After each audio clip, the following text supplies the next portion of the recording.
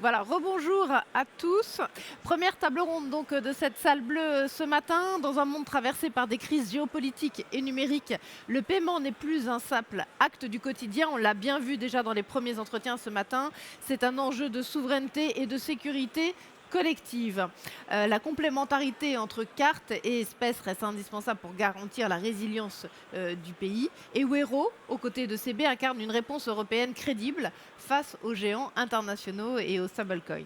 Nous allons donc voir ensemble tout de suite comment assurer la continuité des paiements pour protéger notre autonomie et préparer l'avenir du paiement européen.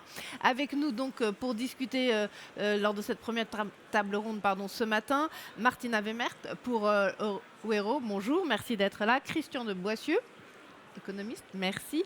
Alexandre Stervinou pour la Banque de France et Régis Folbaum pour STET. Merci. Et puis bien sûr Philippe Lolani de CB. Bien entendu, merci à tous les 5 d'être avec nous. Christian de Boissieu, je vais commencer avec vous. Vous êtes un économiste, spécialiste notamment des questions monétaires et bancaires. Vous avez très récemment coécrit avec Marc Schwartz de la Monnaie de Paris un livre sur la nouvelle guerre des monnaies qui a été publié chez Odile Jacob. Livre dans lequel vous abordez aussi bien l'émergence des crypto-monnaies privées, les monnaies numériques de banque centrale ou encore l'avenir du cash. Alors peut-être petite question très simple pour commencer, un mot sur l'argent liquide. Est-ce qu'il est en voie de disparition? La réponse est non. Vous m'entendez là? Oui. Bon, parfait. D'abord, bonjour à tous et merci de votre invitation. Le cash est loin de disparaître, simplement, quand vous regardez les chiffres, le cash en proportion de l'ensemble des moyens de paiement a tendance à baisser du fait de la montée de tout ce qui constitue la monnaie digitale, etc.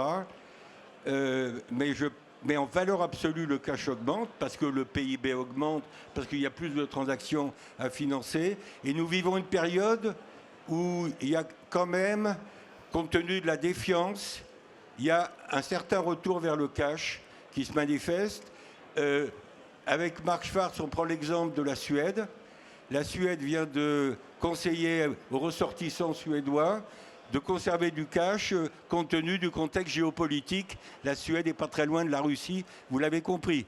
Bon, et donc, moi, je ne crois pas du tout à la disparition du cash.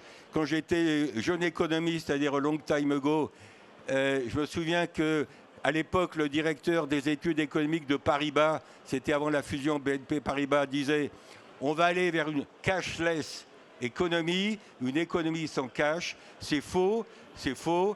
Le cash va se maintenir, il va continuer à baisser en proportion, mais il va rester là pour de bonnes raisons, et parfois pour de moins bonnes raisons. C'est que l'économie parallèle, qui existe partout, dans les pays avancés comme dans les pays moins avancés, l'économie parallèle, elle travaille avec du cash. Pour reprendre le titre de votre livre, La guerre des monnaies, la nouvelle guerre des monnaies, quelle est votre définition de cette guerre des monnaies? Où se situent aujourd'hui les vrais enjeux de souveraineté? Il se situe surtout sur deux aspects de la guerre des monnaies, c'est-à-dire la guerre des monnaies de réserve et le débat sur, je dirais, l'avenir du dollar au plan mondial.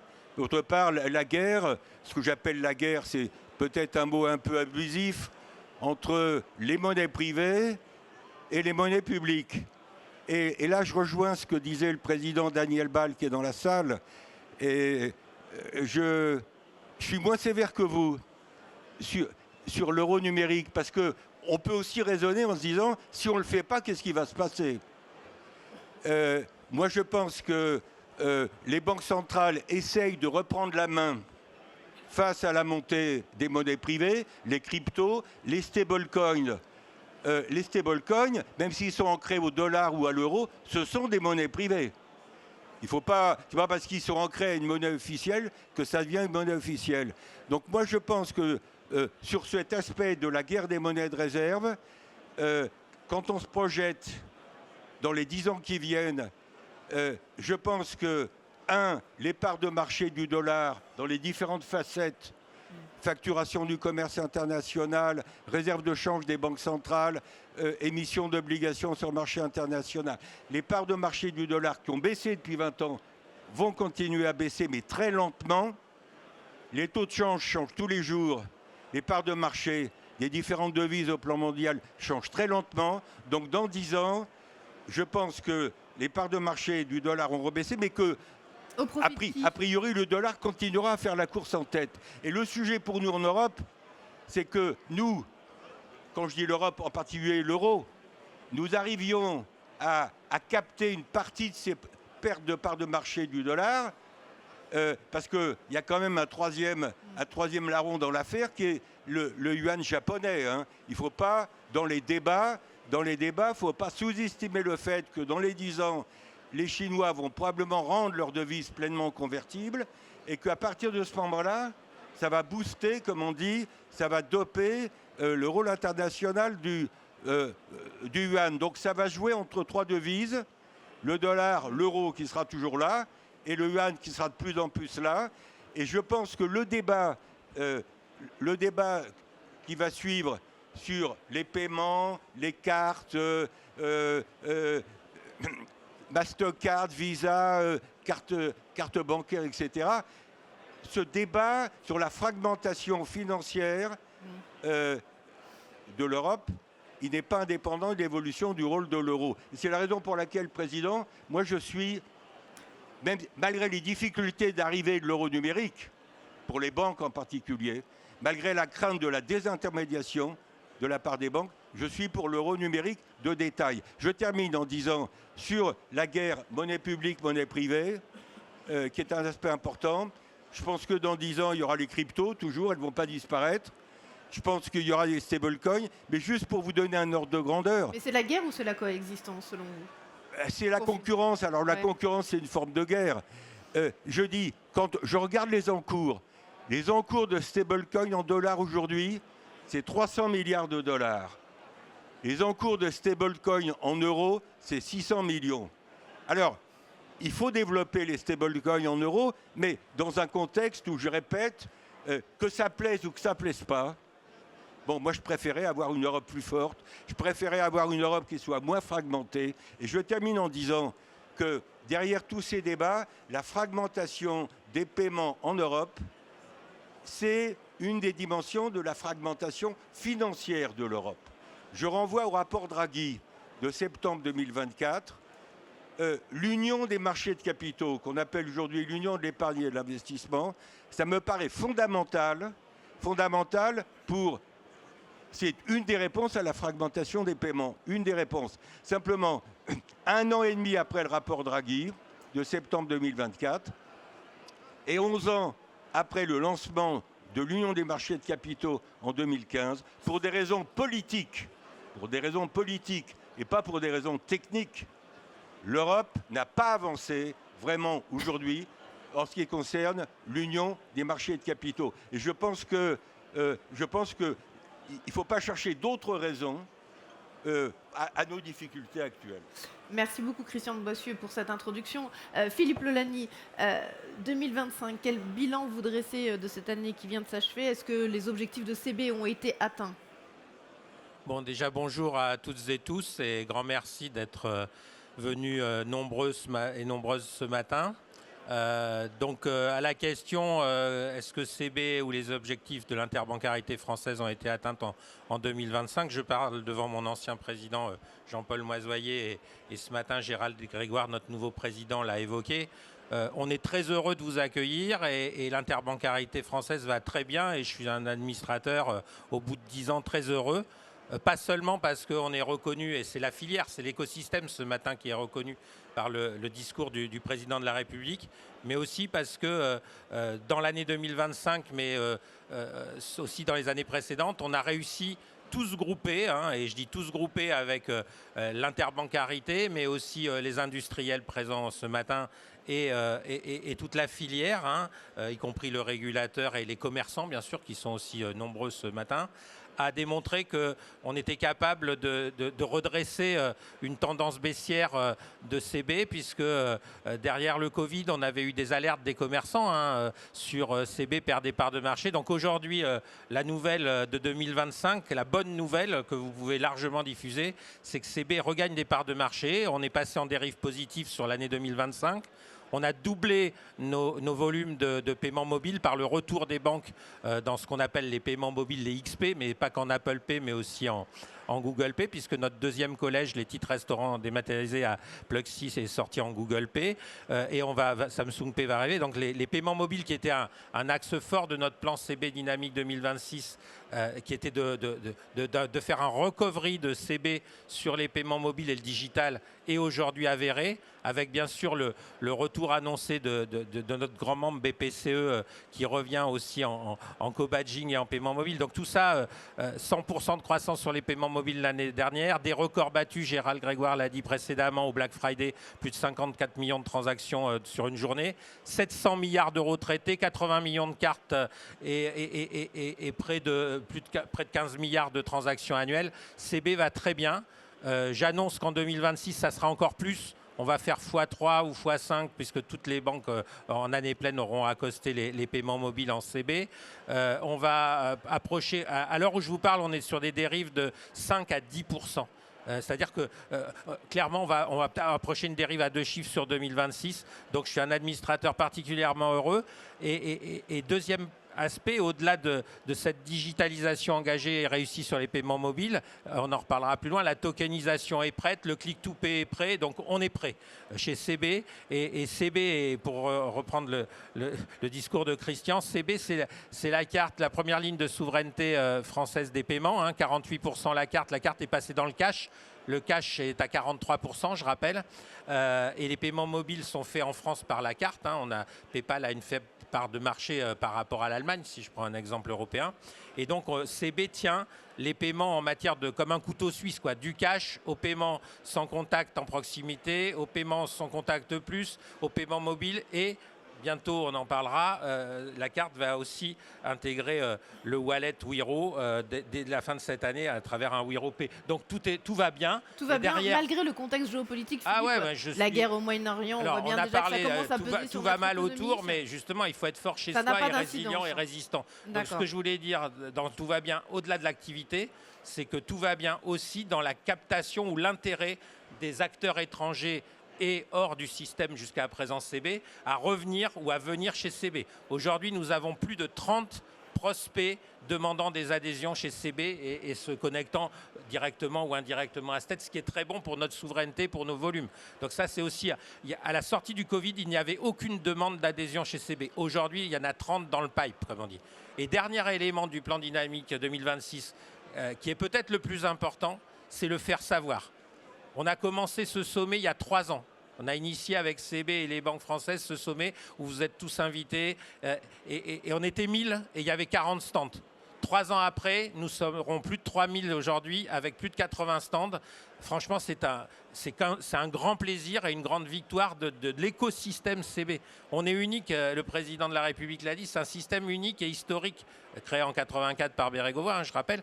Et donc, il faut le maintenir. Donc voilà, vous avez devant vous un administrateur heureux. Nous sommes un écosystème vivant, dynamique et positif. Et on verra par la suite qu'on a d'ores et déjà des ambitions affichées pour 2030, bien au-delà des 700 milliards d'euros traités et de 80% des paiements français. On va retrouver notre part à l'horizon 2030 de plus de 90% de part de marché. J'en suis aussi persuadé et je m'y engage. Martina Wemmert, comment va Wero, la solution donc, de paiement européen, 18 mois après son lancement? Alors, bonjour. Bonjour. Merci de m'avoir invité, Philippe. Alors, ça va pour moi aussi très bien.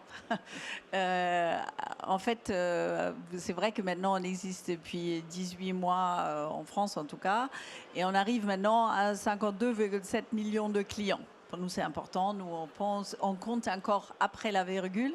En tout cas, c'est très bien comme exploit parce que ces nombres de clients inscrits nous permettent effectivement d'atteindre beaucoup d'Européens sur différents pays. Je rappelle qu'on fonctionne aujourd'hui avec 5 marchés. On a entamé maintenant la migration aux Pays-Bas de Ideal. Ça va être une migration qui va s'étaler sur plus d'1 an, qui est extrêmement importante parce qu'elle nous amène 15 millions de clients, mais aussi 1,5 million de transactions et 240 000 commerçants en Europe. Donc ça, c'est très bien parce que ça va nous donner un effet de levier très important sur notre lancée dans l'e-commerce que nous avons entamé en décembre dernier en Allemagne et qui se poursuit actuellement en Belgique, avec le lancement en Belgique et bientôt en France. Donc une évolution, je dirais, assez naturelle du P2P vers l'e-commerce, m-commerce et très rapidement, Philippe, tu le disais, l'intégration des cartes internationales et nationales dans le wallet pour permettre aux clients de payer un peu partout, tant qu'on va établir à fur et à mesure l'acceptation des QR codes et du compte à compte NFC, donc sans contact. Vous comprenez bien ce qui est notre objectif, c'est de couvrir vraiment l'ensemble des cas d'usage d'un client, y compris le paiement facture, de façon à ce qu'il ait un outil, une interface unique dans laquelle il peut stocker différents moyens de paiement et traiter tous ces cas d'usage à l'échelle européenne. Et pour cette échelle européenne, on est très content d'avoir maintenant, vous l'avez certainement vu dans la presse, cette alliance avec les autres solutions digitales. Nous avons dépassé le stade du MOU, on va préparer le pacte d'actionnaires. Là, dans les prochains jours, on va annoncer le premier POC entre les différentes solutions. Donc, c'est très important parce que c'est vraiment les premières démonstrations que ça peut marcher à l'échelle européenne entre les différents marchés et qu'on a une réponse rapide à la question de la souveraineté. Ça, évidemment, ça nous anime énormément, comme toutes les autres solutions. Et notre objectif, là, c'est d'arriver à une couverture rapide, facile, et sur laquelle les consommateurs sont déjà engagés, puisqu'on utilise ce que les solutions ont déjà, c'est-à-dire leur base de clients et leur bon fonctionnement, en permettant d'ouvrir les réseaux d'acceptation respectifs quand on voyage. Comme ça, on peut utiliser sa propre solution dans les autres marchés.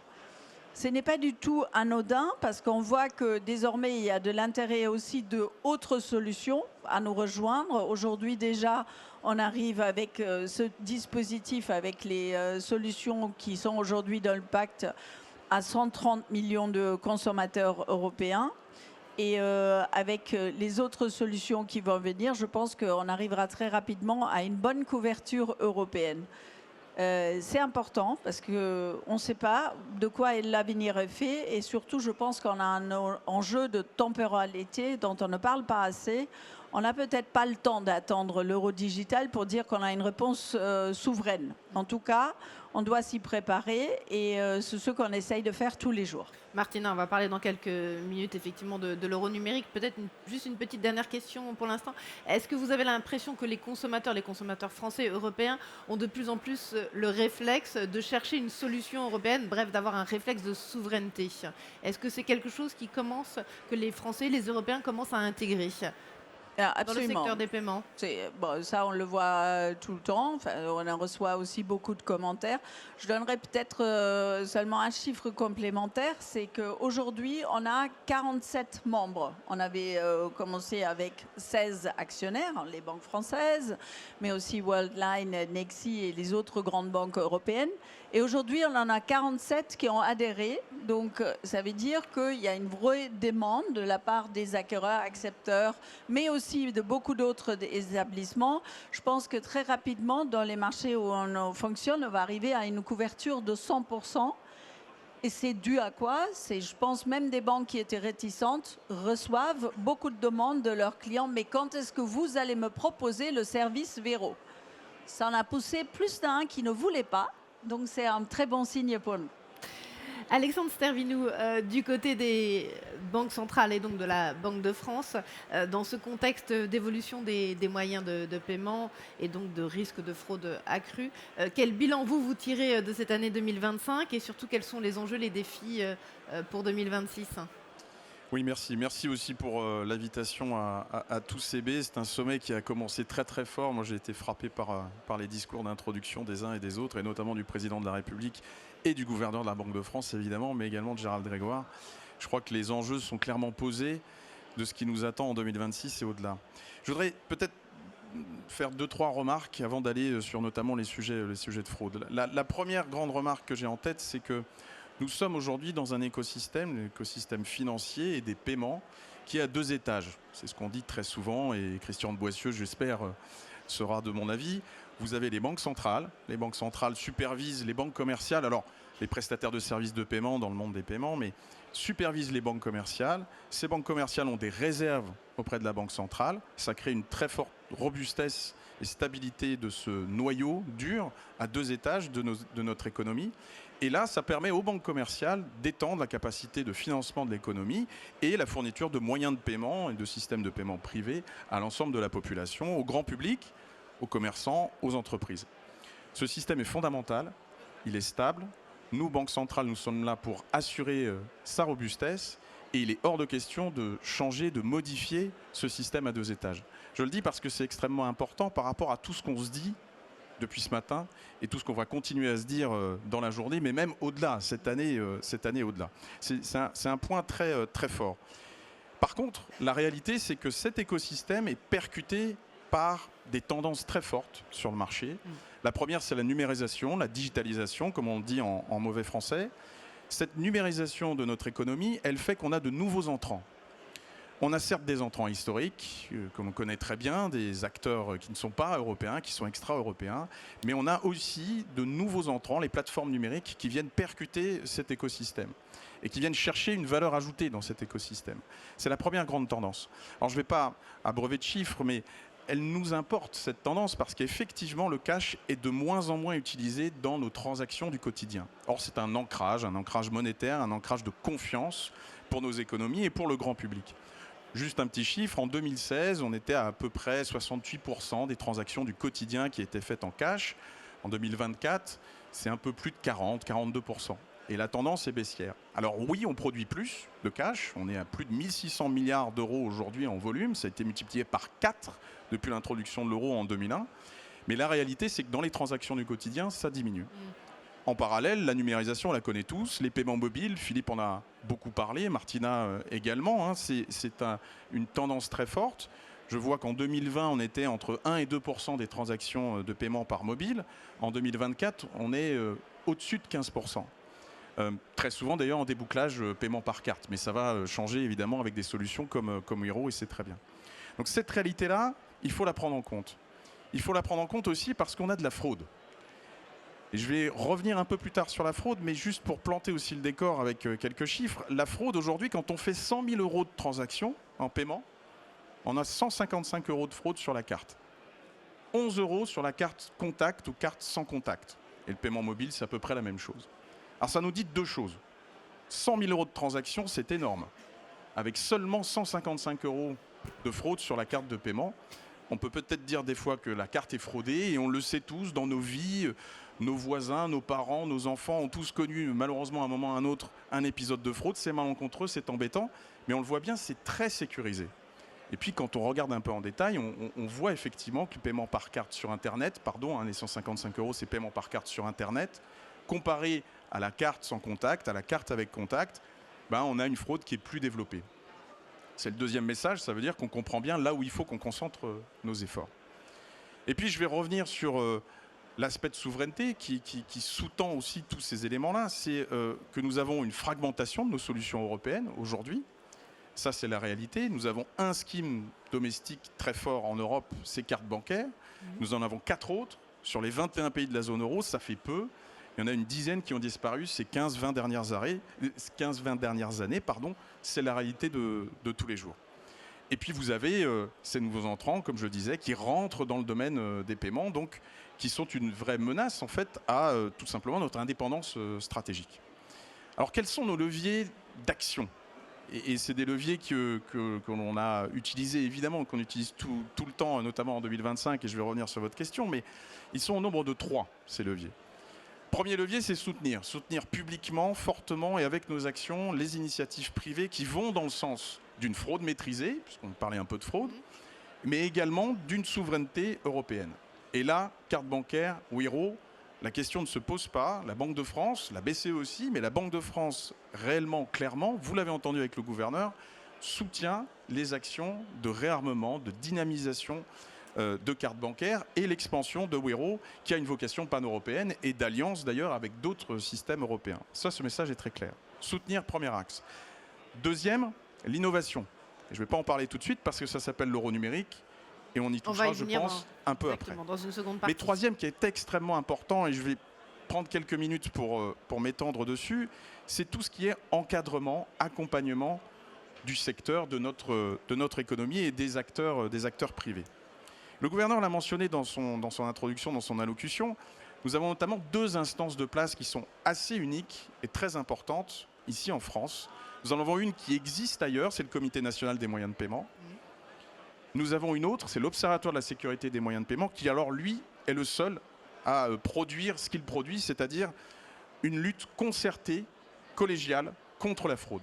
Alors certes, nous avons notre mission de surveillance, nous, la Banque de France, qui est une responsabilité donnée par le législateur depuis 25 ans, mais nous agissons en collaboration avec les acteurs privés sur notamment la lutte contre la fraude au sein de cet observatoire. Et on voit le succès qu'on a réussi à obtenir ces dernières années.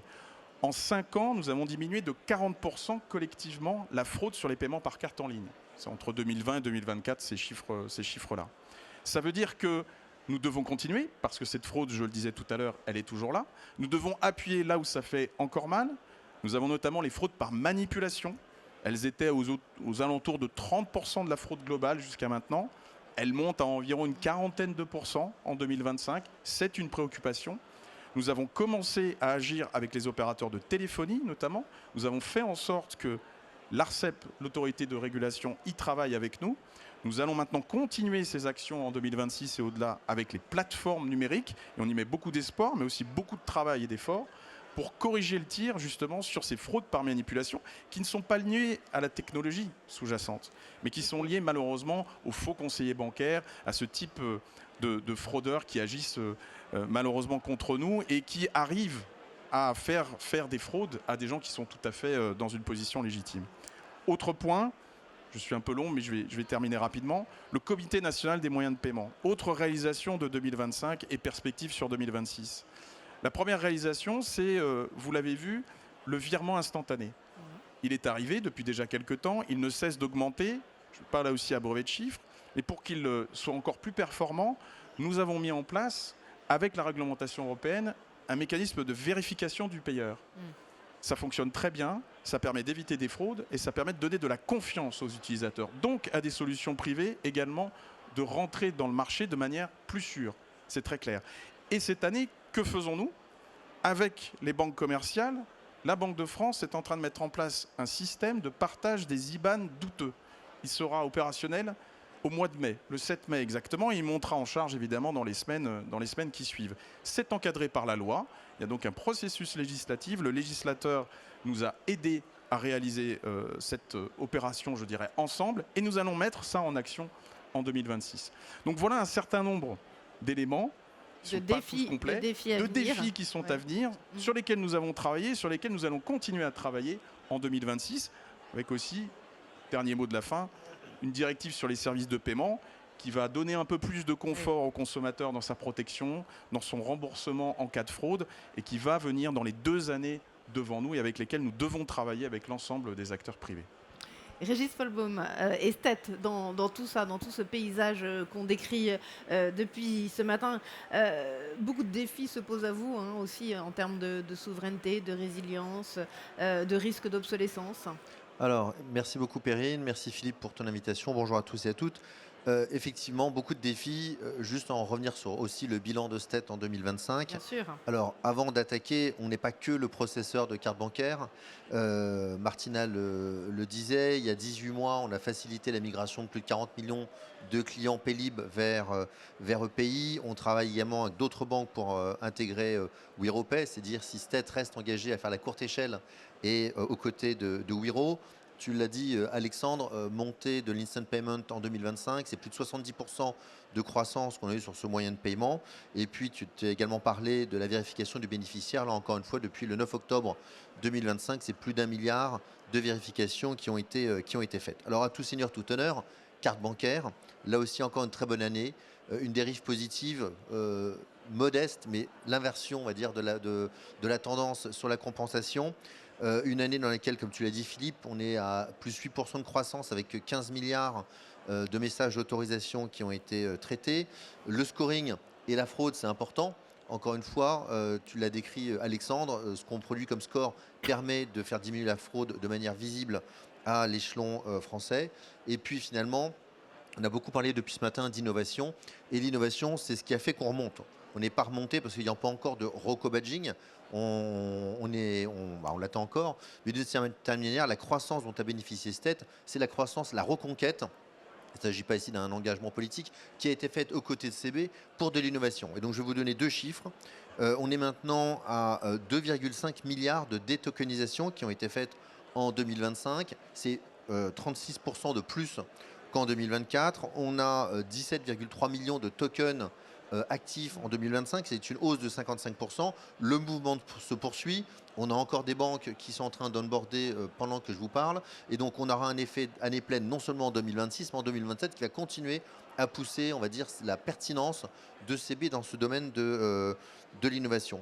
La résilience, évidemment, on peut parler d'IT, de cybersécurité, mais ce n'est pas seulement l'enjeu aujourd'hui, c'est de s'assurer comment est-ce que tout au long de la chaîne de valeur, CB, STET, commerçants, accepteurs, banques, on arrive à être vigilant, prudent et à résoudre les problèmes quand ils se présentent. La partie dont vous parliez, Perrine, sur l'obsolescence, alors il y a évidemment l'obsolescence technologique. Moi, ce qui me préoccupe plus, c'est l'obsolescence stratégique. C'est comment est-ce qu'on évite, en fin de compte, de se retrouver cornerisé dans un endroit où on ne sait plus jouer. Et finalement, on a démontré, CB Estet, notre capacité à enchaîner les vagues d'innovation. On l'a fait sur le sans contact, sur la carte plastique, on l'a fait sur le token, on est en train de le faire sur le card on file. Philippe a mentionné Click to Pay SRC qui est déjà disponible. On se lancera dans le prochain terrain de bataille sans doute qui est l'agentique. Donc en fin de compte, l'important CB Stet dans cette escadrille que nous formons avec nos équipes respectives, c'est Philippe et moi, c'est en fin de compte de ne pas rester sur nos lauriers, de ne pas se reposer. On enchaîne une guerre après l'autre, en tout cas une bataille après l'autre. On a fait la reconquête dans le monde du token, du paiement mobile et du digital. On s'apprête d'ores et déjà à entrer sur le prochain champ de bataille, même si le périmètre, encore une fois, du commerce agentique ou d'autres, n'est pas encore clairement périmétré. Pour la souveraineté, il y a 2 cas de figure. Il y a des endroits où le choix est clair. Le co-badging, c'est un choix clair, ça ne se pose pas. Dans le choix de nos fournisseurs, la question ne se pose pas non plus. Dans la lutte contre la fraude, nos fournisseurs, c'est des fournisseurs en majeure partie européens. Je pense à Fisaille. On travaille également avec des fournisseurs de très haute qualité, que ce soit Idemia ou Thales, dans un certain nombre de nos activités. Après, il y a des endroits où d'autres secteurs, on n'a pas forcément le choix. On ne peut pas faire du dégagisme, ça coûterait beaucoup trop cher, ça nous mettrait en faiblesse technologique. Donc il y a effectivement des endroits où c'est plus compliqué, le cloud, l'IT. Et puis bon, le dernier point quand on parle de souveraineté, c'est que la défragmentation des uns et la fragmentation des autres, en tout cas l'affaiblissement des autres, mais j'en reparlerai tout à l'heure quand on évoquera l'euro numérique de Banque Centrale. Merci. Christian de Boissieu, la question centrale ce matin, on voit bien, c'est la question de la souveraineté française, européenne de nos systèmes de paiement. Si demain l'administration Trump décide de couper le système de paiement américain, est-ce qu'on a une véritable solution européenne? Comment fait-on? Écoutez, d'abord, moi je veux rendre hommage, j'ai l'air d'être l'économiste grincheux qui se plaint de tout. Alors c'est pas mon analyse, je voulais féliciter les professionnels qui sont autour de moi, en commençant par Philippe, mais tous font un boulot remarquable. Mon intervention, ça consiste juste à dire qu'il y a ici une connexion entre ce qui se passe dans vos métiers et puis le contexte géopolitique. Géopolitique. Alors Exactement. vous disiez... C'est ce qu'on dit depuis ce matin. Ouais, moi je pense que Trump, il ne va pas couper. Je veux dire, je sais bien qu'il est volatile, mais je ne le vois pas couper.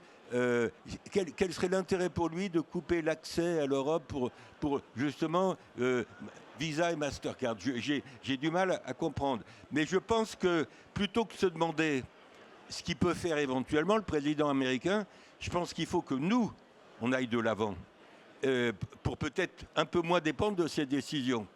Bon, alors aller de l'avant. D'où le développement des solutions européennes. Voilà, alors je ne sais pas si c'est le moment, on reviendra peut-être tout à l'heure ou maintenant c'est le moment. sur l'euro numérique ou digital.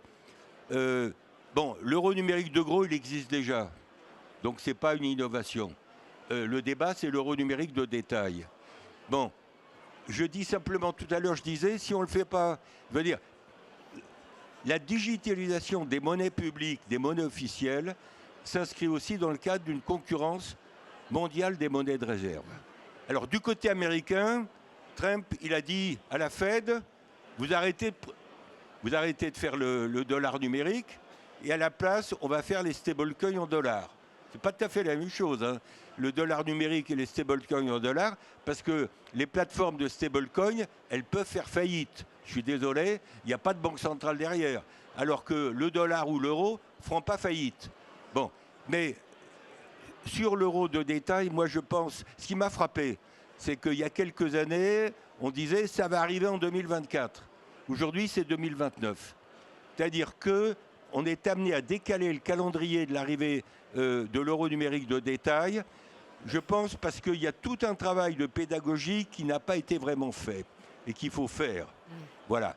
Pédagogie, il faut rassurer les banques. Je parlais tout à l'heure, les banquiers en France, peut-être dans d'autres pays européens, ont peur d'une nouvelle vague de désintermédiation, c'est-à-dire en période de crise, vous, moi, on ira peut-être plutôt conserver notre dépôt auprès de la banque, on ira peut-être à la Banque de France pour aller vers l'euro digital ou à la BCE. Parenthèse, on n'ouvre jamais ce débat, alors je vais l'ouvrir, pour rassurer les déposants face à l'arrivée de l'euro numérique, il faudra peut-être relever le plafond de la garantie des dépôts en France. Ce que je suis en train de dire ne va pas faire plaisir aux banques, mais je rappelle quand même les chiffres. Aux États-Unis, le plafond de garantie des dépôts pour les banques qui sont assurées par le FDIC, c'est 250 000 $. En Europe, dans l'Union européenne des 27, le plafond, c'est 100 000 €.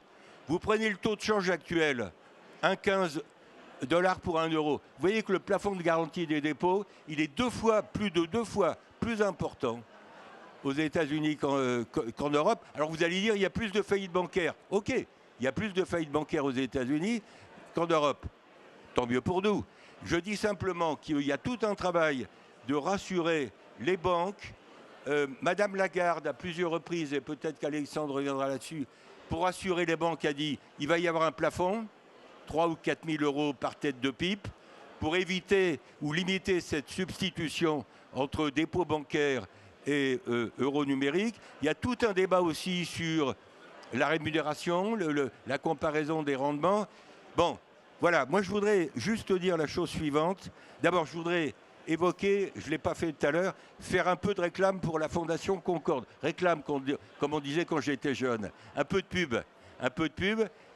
Avec l'aide de Philippe, de quelques-uns autour de cette table qui n'est pas ronde, la Fondation Concorde que je préside a fait 2 rapports sur les infrastructures de paiement et qui sont sur notre site. Donc je vais pas. Donc allez les lire.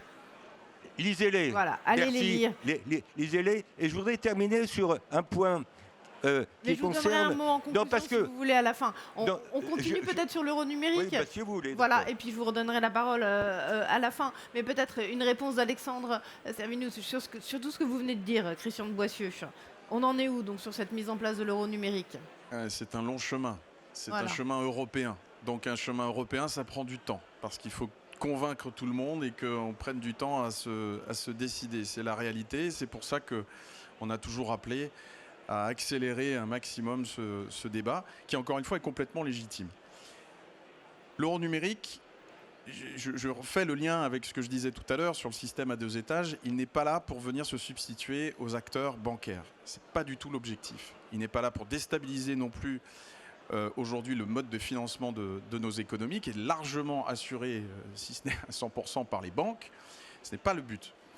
Il y a effectivement peut-être 2 questions sur l'euro numérique. La première, c'est de se dire, alors que nous avons le fiduciaire, le cash, qui est de moins en moins présent dans nos transactions de tous les jours, on peut se poser la question d'avoir son équivalent, et donc avec ses caractéristiques, dans l'espace numérique. C'est une question légitime. C'est une question de banquiers centraux, mais c'est une question aussi du public et du politique, de savoir si on a envie d'avoir la même chose que le cash dans l'espace numérique.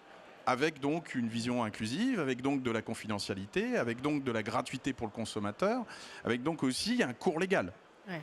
Donc qui est propre à lutter contre toute faillite possible, hein, si on est dans cette logique-là. Bon, c'est une première grande question, qui est une question de société, elle se pose. Le deuxième point qu'un euro numérique aujourd'hui cherche à faire, c'est effectivement à garantir une forme de stratégie, d'autonomie stratégique, d'indépendance à nos acteurs européens. Et je veux citer quelque chose qui n'a pas été dit et qui peut-être des fois est mal perçu ou pas suffisamment. Il y a des travaux qui sont engagés depuis déjà 4 ans sur les protocoles, sur les standards, qui sont des travaux qui ont lieu avec les acteurs privés. Il y a une collaboration qui existe aujourd'hui et un dialogue qui existe avec les acteurs privés en Europe sur l'euro numérique et notamment sur ces travaux autour des protocoles et des standards. Ce n'est pas l'euro numérique ou les gens à la BCE qui ont inventé ces protocoles et ces standards. Mais par contre, ils les appuient, ces protocoles et ces standards. Et on parle de CIPES, et on parle de Nexo, et on parle de quelques autres de ce type-là, qui permettent d'avoir quoi ? Des protocoles et des standards définis par les Européens et qui s'implémentent dans les systèmes européens, qui sont indépendants des organes de normalisation privés internationaux. Par exemple comme EMV, pour en prendre un au hasard. Ça, c'est une réalité, ça fonctionne plutôt bien.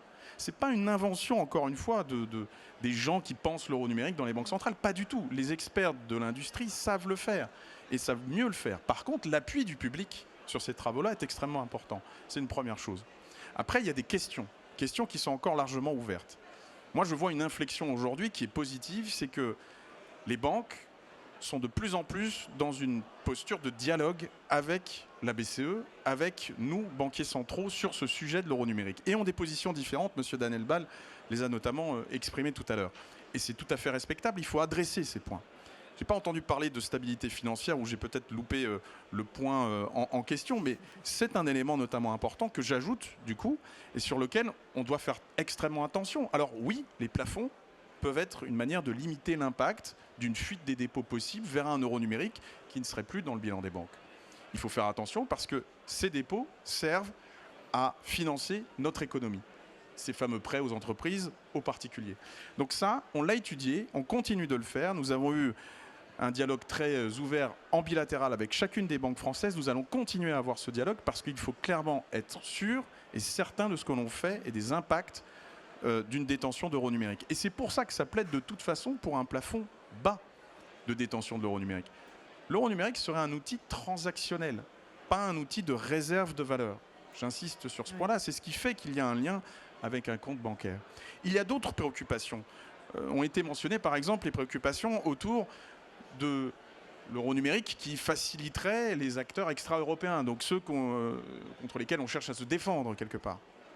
Aujourd'hui, il y a des prédispositions dans les accords du Conseil au niveau européen sur le texte de loi qui viendra peut-être un jour affermir la position de l'euro numérique, qui permettent de limiter et de donner la capacité pour le fournisseur du wallet en euro numérique, ce sera la banque commerciale, de ne pas avoir cette pollution d'alimentation d'un acteur extérieur, un acteur extra-européen. Bon, il faut voir, c'est peut-être pas suffisant. Il y a peut-être des choses qui sont encore à faire et on amène, encore une fois, le dialogue sur ce sujet-là. Je pense que le débat doit continuer de manière très claire, mais qu'on ne peut pas dire une chose, ou en tout cas, ce n'est pas notre vision des choses, qu'il y a opposition entre l'euro numérique et les solutions privées. On pense et on entend de plus en plus ça, et moi je pense que c'est très positif, que cet euro numérique, s'il vient un jour, il pourra s'intégrer dans les solutions privées. Par exemple, carte bancaire, par exemple, Wero. On en parle, on en discute entre professionnels aujourd'hui. Il faut que ça devienne une réalité. On en est, nous, convaincus à la Banque de France que c'est le seul moyen de garantir que cet euro numérique puisse voir le jour de manière sereine avec les acteurs privés. Philippe, quelle est la position de CB dans ce débat ? CB, déjà, la ligne de tir pour 2030, la ligne d'objectif, elle est clairement fixée. Hein. On l'a affiché au CNMP. CB, première ligne de défense des paiements souverains en France, parce qu'on va sur, je disais bien, complémentarité entre le cash, les paiements de proximité sans contact, les paiements mobiles et bientôt Wero Pay. Donc voilà, le premier truc, c'est intégrer tout ça. Deuxième objectif à 2030, c'est clairement en volant en escadrille avec mon ami de la STET, comme on le dit, que CB STET intègre à la fois les nouveaux membres. Il n'y a rien de plus intéressant que d'avoir 30 prospects qui veulent rentrer chez CB, dont des très importants et de les accueillir chez CB, et que ça soit de manière fluide, de manière sécurisée. Alexandre a projeté différents chiffres sur les évolutions concernant les fraudes. CB, en représentant plus de 80% aujourd'hui des paiements, et à l'horizon 2030, plus de 90%, il faut qu'on continue à sécuriser. Je rappelle, CB, c'est 10 fois moins cher pour un commerçant en France et 2 fois à 3 fois moins fraudé. Et ça, c'est important. Donc la ligne d'objectif, c'est de continuer cette sécurisation, y compris sur les paiements en e-commerce, ce qui a été le cas. Alexandre l'a dit, en 5 ans, on a réduit de 45%. Et si CB et STED font ça, c'est bon pour la France, c'est bon pour notre souveraineté. Derrière, c'est de conserver les datas. Et donc l'euro numérique là-dedans, il arrivera, s'il est décidé politiquement, il arrive. CB l'intégrera. Mais aujourd'hui, ce n'est pas le sujet de CB, puisqu'aujourd'hui, CB, c'est du paiement de proximité. 97% des paiements sont en proximité, 3% en intra-UE. Donc, c'est la couche digitale et Wiro, Martina répondra mieux que moi là-dessus, sur cette arrivée de l'euro digital. Après, les rail cartes ont démontré leur résilience. Alors ce mot de résilience, j'appuie mon discours pour l'horizon 2030. On ne l'a pas assez cité de mon point de vue. Un des grands objectifs 2030 de carte bancaire et de l'interbancarité de tous les acteurs industriels, commerçants ici présents, ça va être aussi d'assurer la résilience. On est attaqué, on va continuer à être attaqué tous les jours sur nos infrastructures, sur nos schémas de distribution, sur nos data. Sur notre identité, on l'a vu récemment. Et donc, CB, STED, l'interbancarité, nous devons être garants de tout ça. Et on y travaille aussi à l'OSMP. C'est un des objectifs, au-delà du thème accessibilité, c'est garder sur 2-3 jours en cas de crise grave l'accessibilité, y compris si on a des crises énergétiques, des crises télécoms ou des attaques cyber. Je tiens à souligner ce propos et cet objectif horizon 2030. Enfin, sur nos objectifs au-delà de l'euro numérique, parce que si vous voulez, ce qui est important pour CB, ça va être de faire savoir. On le voit ce matin, je l'ai répété, on était 1000 il y a 2 ans, on est 3000 aujourd'hui. Il faut qu'on fasse savoir à Madame Michu, là, dans le retail, aux commerçants de province, que CB, c'est de la souveraineté. Payer CB, c'est payer sans français, c'est notre campagne, on la continue. Vous avez remarqué, j'espère qu'on est passé en bleu, blanc, rouge. CB, c'est pas les bleus de Visa et les verts de Mastercard dans l'histoire. C'est bleu, blanc, rouge, c'est français, c'est souverain. Et il faut faire savoir que payer, c'est un acte citoyen. Notre président de la République l'a évoqué ce matin. On est en plein débat de souveraineté et donc un des grands axes, un des grands objectifs 2030 de CB, c'est de continuer sur cette voie d'affichage de l'acte citoyen du paiement CB, du co-badging bien sûr, mais aujourd'hui je dirais que voilà, le co-badging, l'ensemble des banques vont reco-badger à l'horizon 2030, on le voit. Ça. Et donc moi mon boulot en tant qu'administrateur CB, c'est de tenir cette interbancarité unie, de la tenir sur ses objectifs et de les réussir. Ça sera 20 millions de cartes de plus en 2030, ça sera 300 milliards de paiements, on a 700 milliards d'euros traités, on va dépasser les 1000 milliards en 2030. Donc moi, mon boulot, c'est d'assurer que CB en 2030 sera encore plus fort. CB sera en complémentarité de l'arrivée du wallet Wiro. Et donc l'euro numérique, je finis là-dessus, ça s'intégrera dedans si la carte, s'il y a des besoins. Les rail cartes, ils fonctionnent, ils sont résilients. Et aujourd'hui, l'acte majeur de ce sommet, c'est d'affirmer que la carte française, elle est bout en bout souveraine et qu'elle est en plein recovery. On est en train de vraiment redécoller après une période post-Covid qui pouvait laisser penser que les banques d'éco-badge... Non. Et on est un écosystème uni. Et moi, j'appuie sur l'unité, et le président de la République en parlait. On a besoin de défendre cet actif historique de plus de 40 ans parce que c'est nous qui avons inventé la carte à puce. On a inventé la carte SIM et sans donner de leçons à personne. C'est juste défendre nos actifs parce qu'aujourd'hui, on en a besoin et aussi innover. Et je finirai donc sur l'innovation avec Wiro. On a parlé beaucoup pour les commerçants, ils sont très inquiets à juste titre de l'arrivée de l'IA agentique. Sachez qu'aujourd'hui, CB, on est déjà sur des POC d'IA agentique, on est déjà sur du post-quantique pour l'édition de nos puces. L'innovation reste un des éléments génétiques, un des gènes de CB, et à l'horizon 2030, c'est la feuille de route 2030. Merci beaucoup Philippe. Martina, justement, pour revenir sur la complémentarité entre Wiro et l'euro numérique, comment vous voyez les choses ?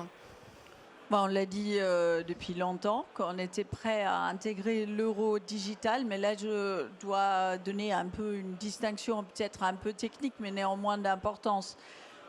On oublie souvent qu'aujourd'hui, le projet de l'euro digital, c'est du paiement et c'est d'une monnaie. Et ce n'est pas la même chose. Nous, quand on dit qu'on voudrait intégrer l'euro digital, c'est évidemment, s'il arrive, on ne va pas s'y opposer, surtout si les consommateurs le demandent. Et on pense que ça peut être intelligent de le proposer dans le wallet en tant que monnaie. Ça veut dire quoi? Ça veut dire qu'aujourd'hui, dans Wero, je peux payer avec mon compte bancaire. Et demain, je pourrais aussi payer avec mon compte d'euro digital. C'est très différent si on intègre l'euro digital comme moyen de paiement avec ses propres règles, avec son propre fonctionnement, etc. Parce que là, c'est beaucoup plus compliqué dans le sens où là, il faut un réseau d'acceptation établi. Et je pense que c'est quelque chose à considérer parce que quand on parle de souveraineté, en Europe, on n'est pas sur une île. Et si on veut que cet euro ait la portée internationale qui est envisagée, on doit quand même se demander où est-ce que demain, ce euro digital pourrait être accepté à l'international. Nulle part s'il n'est pas intégré dans un réseau d'acceptation existant. Et je pense que ça, c'est quelque chose qu'on oublie. On oublie qu'est-ce que ça veut dire, la technicité derrière le paiement. Et donc, je invite vraiment la Banque centrale à repenser ça, c'est d'accepter la proposition d'intégrer l'euro digital en tant que monnaie. Ça sera plus rapide, ça sera de la promotion de l'euro digital, mais beaucoup plus facile que si on devait l'intégrer en tant que moyen de paiement avec ses propres règles, en tant que scheme en quelque part. Et donc, je voudrais juste alerter là-dessus parce qu'aujourd'hui, on pense qu'on aura un moyen pour se défendre à l'international. Non, on l'aura seulement s'il est utilisé à l'international. Pour ça, il faut un réseau d'acceptation que seulement d'autres solutions peuvent offrir aujourd'hui. Parce que sinon, ça va prendre encore 10 années de plus. Régis, comment vous voyez-vous la coexistence de tous ces moyens? Alors, moi, la première chose qui me vient à l'esprit, c'est une citation de Marc Aurèle qui dit « Puissais-je avoir la sérénité d'accepter les choses que je ne peux pas changer, le courage de changer les choses qui peuvent encore l'être et la sagesse de distinguer entre les deux. » Après, je vais juste être en écho à ce que disait Philippe. Moi, je ne sais pas encore une fois de quoi sera fait l'avenir, selon quelle configuration l'euro numérique de la Banque centrale européenne verra le jour et avec quelle modalité. Et le côté libertarien que je vais exprimer consiste à dire il faut qu'on fasse en sorte que le choix du consommateur, mais pas que, des commerçants, des banques, des émetteurs, puisse continuer à se faire en faveur de cartes bancaires. Et donc le travail que les équipes de STET font à mes côtés, c'est de s'assurer que finalement on continue, carte bancaire continue à être un scheme de paiement de confiance. C'est tout l'enjeu de nos solutions de lutte contre la fraude, d'amélioration de diminution de la fraude. C'est effectivement faire en sorte qu'à travers les orages et les tempêtes, on soit résilient et résistant. C'est renforcer en fin de compte nos infrastructures, renforcer nos offres de stand-in, etc. par exemple. C'est de faire en sorte, et c'est un point très critique, que l'universalité qu'on connaît aujourd'hui chez carte bancaire soit maintenue. Que ce même scheme de paiement permette de faire du paiement en proximité, en e-commerce, du retrait d'espèces et demain encore une fois, alors pas dans le métaverse parce que ça existe plus beaucoup, mais en tout cas dans le cadre du commerce agentique et qu'on ne laisse rien passer sur les territoires perdus du digital et qu'on reparte de conquête en reconquête. Dernier élément, il y a une question d'efficience, et je ne parle pas ici que d'efficience en sens RSE du terme, efficience de prix. Philippe a rappelé le fait qu'on doit être un scheme, ou en tout cas un processeur low cost, mais pas low frills, donc avec de la valeur ajoutée, mais qui part encore une fois son côté très frugal, permet d'être le choix de préférence à la fois des consommateurs, des émetteurs et des acquéreurs. Alors, dernier point peut-être sur l'innovation. Alors, tout ça, encore une fois, c'est l'innovation que le président Ball a appelée de ses voeux. Pour la faire, il faut des moyens. Et donc, moi, la seule inquiétude que j'ai, alors elle est peut-être un tout petit peu nombriliste, c'est que plus on multiplie les moyens de paiement, les schemes de paiement, alors j'ai cité Marc Aurèle, je ne sais pas si c'est le pêcheur du dimanche, mais plus on est monté fin en fait. Et pour assurer la résilience de nos chaînes d'infrastructures, etc., plus on se disperse, plus c'est compliqué. Donc moi, c'est peut-être la seule inquiétude, et je suis désolé peut-être de finir sur ce goût un peu d'étonnement, mais voilà, de s'assurer qu'on continue à avoir les moyens de financer l'innovation de carte bancaire, la lutte contre la fraude sur l'IP, et sur le scheme CEPA, et de maintenir les économies d'échelle qui sont garantes en fin de compte de la résilience des paiements français, et de maintenir d'une certaine manière l'exception monétique française dont on est fier, dont on montre, comme l'a dit Philippe à plusieurs reprises, que c'est le premier front de la souveraineté pour les paiements en France. Comme promis, Christian de Boissieu, un petit mot pour conclure. Le risque mentionné à l'instant, Régis Folbaum, le risque de dispersion, c'est un risque que vous identifiez vous aussi? Moi, ce qui me frappe dans ce débat, c'est que à nouveau, on voit un écart entre des professionnels qui avancent et des politiques qui avancent pas. Je veux dire par là que ce que j'ai entendu ce matin autour de moi, là, c'est que vous avancez. Bon. Oui, on a beaucoup parlé notamment d'innovation. Non, mais voilà, surtout ce terrain, la technologie, il n'y a pas de problème, vous la maîtrisez, etc. Bon, je reviens sur ce que je disais au départ. Tout ce débat, à mon avis, n'est quand même pas indépendant de la question de savoir si l'Europe va se donner les moyens politiques, et ce n'est pas technique, de lutter contre la fragmentation financière, parce que ce qu'on a dit sur les systèmes de paiement, c'est au fond une dimension de cette fragmentation financière, quelles que soient les avancées que vous avez évoquées. Bon, alors moi je constate qu'aujourd'hui, il y a un projet d'aller vers l'union des marchés de capitaux, l'union de l'épargne et de l'investissement à 6 pays, l'avant-garde. 6 pays sur 27, c'est pas beaucoup. Techniquement, juridiquement, je ne sais pas si ça va tenir le coup, mais je pense que je suis sûr qu'on n'avancera pas 27 sur cette question. Donc il faut accepter sur ce sujet, comme sur d'autres, comme sur l'Europe de la défense, comme sur les problèmes industriels, comme sur la question de la transition écologique, il faut accepter d'avancer à moins de 27. Deuxième remarque finale pour moi, je n'ai pas envie d'avoir le mot de la fin, Martina a évoqué, vous avez évoqué le rôle international de l'euro derrière votre remarque. L'articulation entre le rôle interne et le rôle international. Aujourd'hui, l'euro a une part de marché au plan mondial de 20%. Dans les réserves de change des banques centrales, le dollar est encore à 57%. Le yuan n'existe pratiquement pas parce qu'il n'est pas pleinement convertible, il fait 3%. Comment dépasser ce plafond de verre de part de marché à 20%? Pour moi, c'est une question centrale qui rejoint le débat politique sur la souveraineté, sur les moyens qu'on se donne. Et je vous rends la parole parce que je n'ai pas envie d'avoir le mot de la fin. Merci, j'ai un micro, donc je vous laisse le micro. Peut-être que Philippe va avoir le mot de la fin. Il nous reste 1 minute pour conclure cette table ronde. Merci, Christian de Boissieu. Juste le mot de la fin pour remercier déjà de nouveau toute l'Assemblée d'être là. Puis j'espère que cette table ronde vous a convaincu à la fois des actifs, de la force de l'interbancarité française et de l'écosystème français des paiements. Deuxièmement, de notre complémentarité, du vol en escadrille qu'évoquait Régis et jusqu'à Martina, avec une confiance raisonnable, mais une confiance sur le fait que, quelles que soient les décisions politiques, on saura s'y adapter. Derrière, clairement, je répète, au-delà de l'innovation, au-delà de toutes les décisions politiques ou les débats sur l'euro numérique, ça c'est le message de l'administrateur CB, et Régis le relaie avec moi, c'est surveillons tous les jours notre ouvrage, parce que quelque part, la résilience, il faut que ça fonctionne 24 sur 24, 7 sur 7, qu'il n'y ait pas d'incident. Nous, Français, on est habitués à ça. Certains pays ont eu des crises sur le paiement. Si demain, il y a une coupure de STET et de CB, d'un seul coup, tout tombe. Et là, du cash au wallet, ça ne fonctionne plus. Et là, ça redevient d'un seul coup un sujet politique. Donc ça, en tant qu'administrateur CB, représentant de l'interbancarité des paiements, je dis non, il ne faut pas que ça arrive.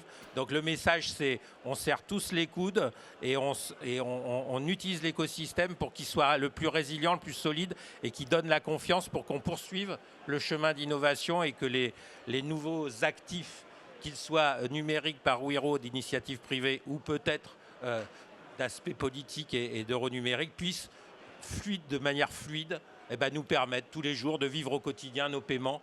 Alors, je n'ai pas parlé du corporate et du wholesale parce que tout le monde dit que voilà, du CEPA à ce qui est sur le wholesale euro numérique, il n'y a pas de sujet. Mais franchement, pour tous les citoyens, c'est une question de confiance, de vie ensemble. Et on l'a vu ce matin, de liberté aussi. Quand le juge Guigou ne peut plus payer en Europe, c'est un vrai problème. Voilà. Donc le paiement est revenu au cœur et faisons-le savoir. Et CB nous protège, faisons-le savoir aussi largement. Merci à vous et bonne journée à tous. Merci beaucoup, merci.